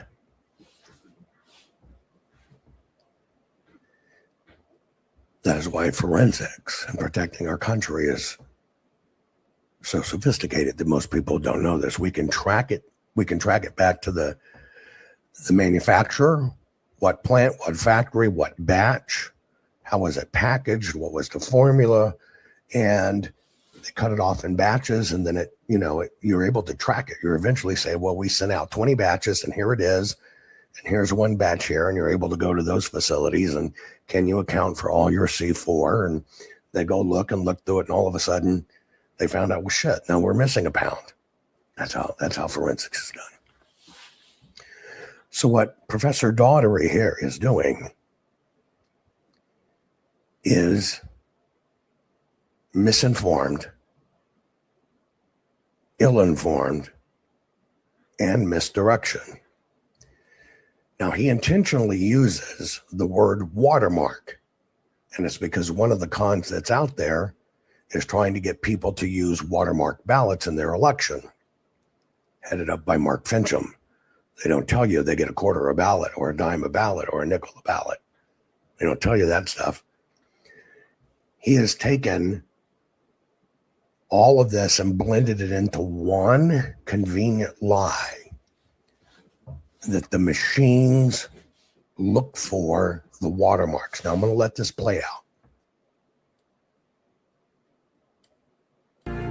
Inside this manufactured by the Roland Paper Company in Canada, and it has to have an infrared fluorescent watermark on it. Inside the scanner, there's an infrared light and a detector to make sure that the ballot that's been inserted is not counterfeit. But when the citizen auditors actually got to look at the ballots, they found 9 or 10.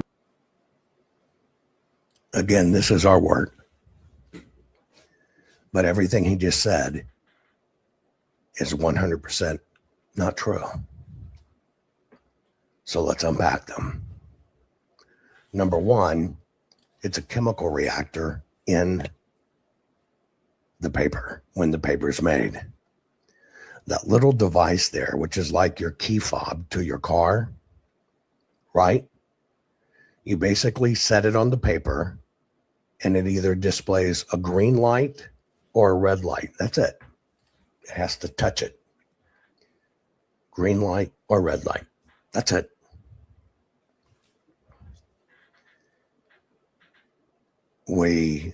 My voice is loosening up the more I use it. That's why I need to do this.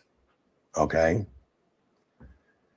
And so there are no watermarks. The system wants to sell you, we're going to cure this with watermarks. They've already began.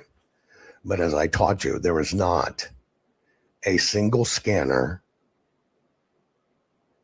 or tally machine in use now or in use in 2020 that can verify a watermark. There is not an IR detector in these things.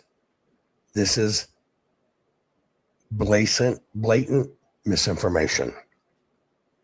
Not a single scanner or tally machine can verify if the right paper was used or if the paper was counterfeit. Now, the problem I have with this is a top academic expert. And this is crap. Now, what he's going to go on and tell you is they turned off the machines not to recognize the paper. That is incorrect. And that's not how it works. He knows not of what he speaks. But this is how bad the misinformation is out there. Yes, we discovered all different types of papers used. We confirmed it. But you do that with fiber forensics and tens of millions of samples, okay, in order to detect it. These are the things we were looking for. The color dots we were looking for, you'll see the little blue dots to the top of your screen, those little blue dots, those are stochastic mix, machine inserted color. Through our filtering system using scans, separate, not in the scanner, we can pick out those dots which appear blue and highlight them and confirm, yes, this is the right paper. If you look on the left, you'll see the fiber line and you're looking at the broken fiber. This is how microscopy works in forensics, but you see that line, how it's broken? That also meant it was machine folded in the exact right place. It should fall on that line. It did. The bottom left, that red should be there. You can see this was filled out with a ballpoint pen. This is our forensics. But we've got somebody trying to convince you this is a watermark and that they just cut off something in the machine. And I'm going to tell you why. Because they've convinced the states to use a ballot with a watermark. It's total bullshit. It cannot be tracked. It cannot be spotted. None of the machines do it. But they're trying to sell you the narrative. So a so-called expert, they just turned that off on the machine or we would spawn a counterfeit. It's a total lie. Inside the scanner, so we're talking about something that's 4 or 5 times thicker than an ordinary sheet of paper. It has to be manufactured by the Roland Paper Company in Canada, and it has to have an infrared fluorescent watermark on it. Inside the scanner, there's an infrared light and a detector to make sure that the ballot that's been inserted is not counterfeit. But when the citizen auditors actually got to look at the ballots, they found 9 or 10 different kinds of paper, most of which came from Staples and Office Max. You say, well, how is this possible?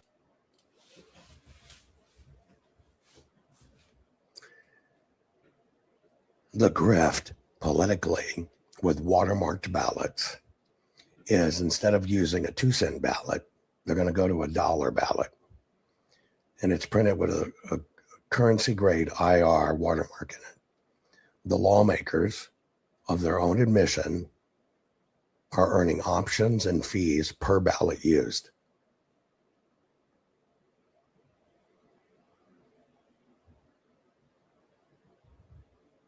But do the machines detect them? No, it's a false sense of hope. Everything this expert told you is bullshit. He told you, he said in there, well, the paper came from Staples, the paper came from Office Max. He's only regurgitating our training cycle. Let me tell you how this works. In order for us to see the grades of the paper underneath, now you see we can see 2 grades of paper here. Top left, I can see fiber grade. Top right, we're looking at it through a filter to see the textures and we're looking at the edges. Bottom left, I'm seeing the printal grade. You can see it by looking at the letters. We're looking at how does the paper hold the color. All of that we can measure against based on the right paper. In order to do this, here's how we had to train our systems. People in Arizona that got extra ballots that held on to them. We got those. So we know this is an official ballot, supposedly mailed in. You take those ballots, okay? You basically have this big piece of ballot paper and you start snapping forensic photographs, basically in the size of a postage stamp. Okay? And you do the front and the back of the ballot. Then you change the scale and the lumosity. Scale means, 100 dpi, 200 dpi, 300 dpi, up. That's increasing the scale of dots per inch. But at the same time, you've got to repeat it again. So you take thousands of photos of a singular authentic ballot. You do multiple ballots. So we had, I think, 50 of them. So you got thousands of photos of an authentic ballot. You do it 50 times over. So now you got hundreds of thousands of photos of the real thing. Then You change in increments the density of the pixel. You go up, up, up, up, up, up, up, up, up, up. So now you have grades and levels. And so if we were looking at 100 DPI, this is what it'll look like. If we're looking at 5,000 DPI, this is what it should look at. And that becomes a standard. Then you change the light source. Light source. Direct light. 1 o'clock, 2 o'clock, 3 o'clock. Get it? You see how the light's changing on my face? See this here? See that? Nothing's perfect in any examination. So we have to account for every possible human interaction. So now you take your lights and you duplicate them. So you have 100 different angles of light, from no light, meaning native snap, to lit well. Now you got to repeat every photograph over at every DPI density. And then you've got 100 different light. So now you've repeated that 100 times over. Then, okay, you take those ballots you have that are authentic. We were able to get extras. We took men, women, and children of all ages, of all dexterities, and we gave them writing instruments. We decided the writing instrument based upon what the market data told us, the most common pens in use at a civilian level and in use at the government office level. In other words, what does Maricopa order? And we begin to take people, left-handers, right-handers, old people, people with Parkinson's, and they start voting the ovals. And now we snap every single oval by 100 people. By the instrument they did it, so 20 different times over, by every DPI, by every light source, and you shoot it all over. Millions and millions and millions and millions and millions of images. I can tell you this is a right-hander. Why can't I tell you it's a right-hander?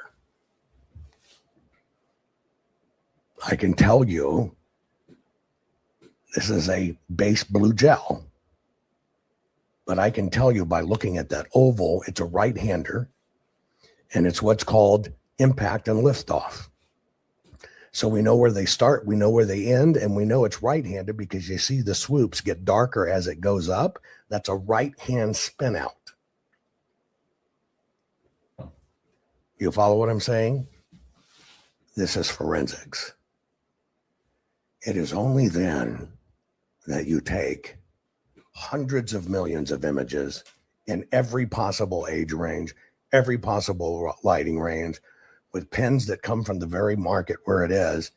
You feed it into computers and you teach the computers to recognize it. And then you run this shit through. And the computer tells you, this was a left-handed person, here's the pen they use, here's the paper it was on. And what we found is some of these paper, although they had to be large size orders, was just a generic bullshit paper. The same kind of paper you could buy at a Staples in oversized. You could buy it if somebody wanted to manufacture ballots. They get oversized paper, they cut it down, they print the ballots, they vote them, they run them into the systems. Yeah, you see how you have darker on the left at this oval? Let me see, I haven't done this in a while, but, well, I don't want to get there. You go back. But this is how you train systems to do this and to catch this stuff. And so here you have an expert that's on the stand. that has no idea what he's talking about. But what's really going on is they're trying to convince you these are watermarks and the machines can see them if somebody doesn't manipulate the software. And it's a bullshit lie. There's an infrared light and a detector to make sure that the ballot that's been inserted is not counterfeit. But when the citizen auditors actually 100%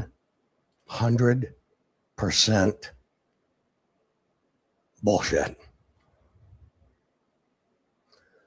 But if you understand it in the concept that they're going to placate you and the system wants to move to watermarks, they're now trying to seed you. Oh, well, the machines can really catch it. Somebody just switched it off. They use our work because you know it. That's the 80% truth they will tell you. But what they're working in is what they really want. What they really want is you to think these machines will catch it when they're scanned in. And it's bullshit. got to look at the ballots, they found 9 or 10 different kinds of paper, most of which came from Staples and Office Max. You say, well, how is this possible that they scanned 2 million ballots and didn't detect and reject the counterfeit paper?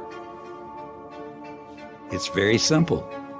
There's a configuration setting to turn the detector off.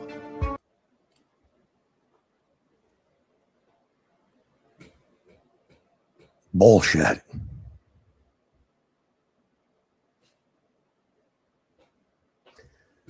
But if they can convince you there's a detector setting that got cut off, what can they convince you? It's the machines. There is no setting that does this.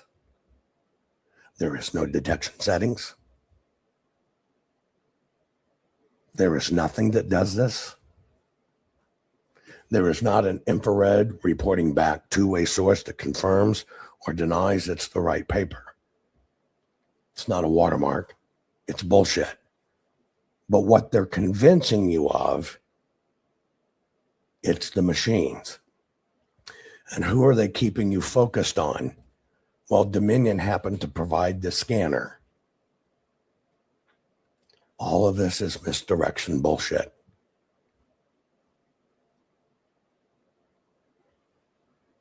I mean, think about how sophisticated this is.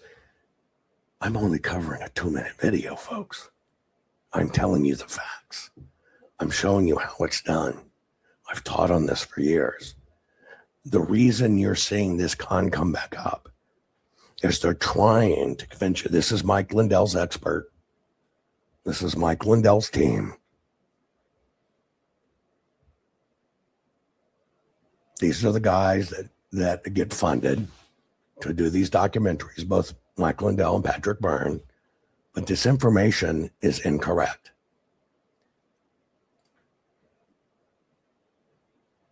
Dr. Daugherty should know this, but he just told you they shut off the software.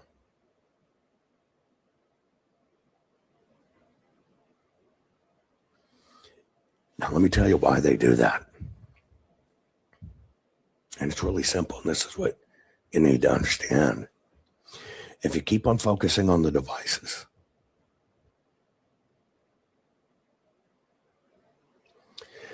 they are subject to the Help America Vote Act and the Election Assistance Commission rules, which are all voluntary. They're going to want to try to convince you Venezuela and all these guys did it.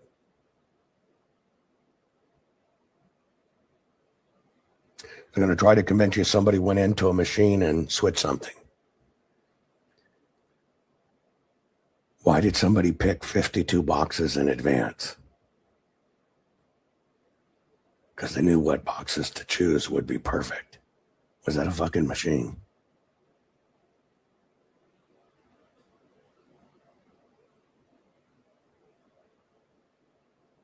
Nothing was wrong with those 52 boxes. the 1,600 plus were wrong. Was that a fucking machine in the back room doing that shit?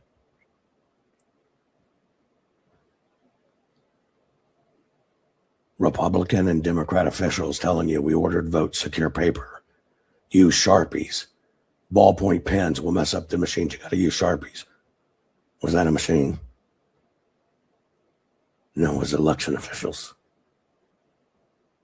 It was bullshit. Was this a machine that changed the nature of the paper? No. Were the machines still running a fucking month later to add in 118,019 votes?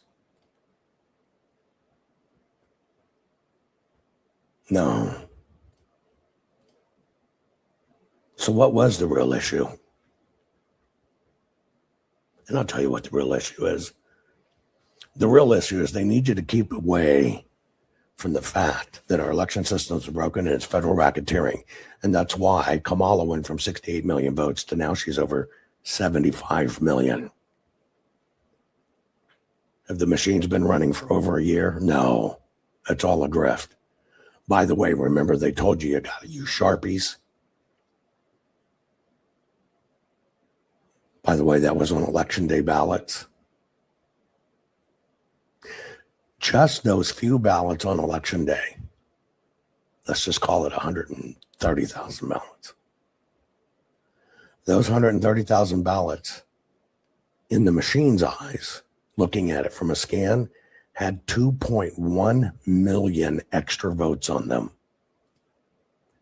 Do you understand what I'm telling you when I say this? The ballots, the bleed was so bad, and the machines see the bleeds, okay? They see through them. They see all of the bleeds. The machine thinks they're votes, okay? The machine thinks they're votes. And it basically says somebody doodled all over this ballot. Well, when it goes into the machine, they said, yeah, you didn't mean your vote wasn't counted. They're able to temporarily suspend it. Why do they need to temporarily suspend it? Because if they can suspend it, they know what the vote needs to make it win. So why did they have all of these ballots run in a month after the election? Well, it's one of those anomalies. Remember, like 52 boxes were perfect and 1,600 weren't? What if we just looked at the ballots that were affected by Sharpies? If we just looked at those, forget 2 million ballots. Let's just look at just this one little section. Can we find any other common denominators? Yeah. You can basically find that those ballots, every single one of them were modified.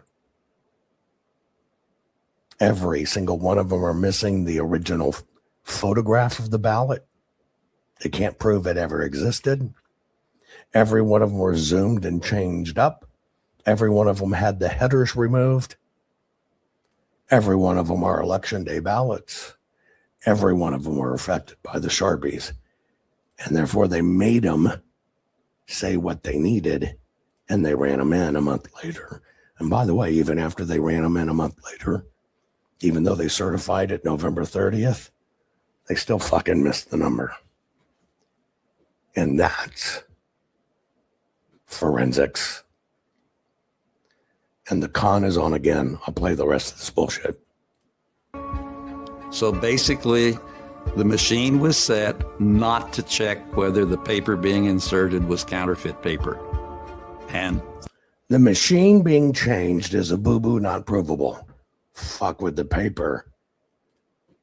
This is 165,000 state felonies, 165,000 U.S. felonies. Each one its own felony. But if you can blame it on the machine, it's just a boo-boo from an unknown source from somewhere around the world. You can count counterfeit ballots as many times as you want and get the same numbers. But that doesn't mean that they were legitimate ballots, because they weren't. And this is how it works. And this is what they do. I'll take 70, 75, 80% truth, play it back to you because you know you've heard it. But they'll change how it was really done because they need you to focus on the one thing they can't enforce, and that's the machines and the word fraud. And they want to force you on Dominion because Dominion's been paid billions to take the heat, and they're laughing all the way to the fucking bank. But if you look at the paper, the paper tells you the truth. And they're doing this under the radar, folks. And I'm worried that they brought Kamal up to 75 plus million. They're going to steal the midterms. It's the con. And this is why you are the only one that can fix it. They need to know the truth.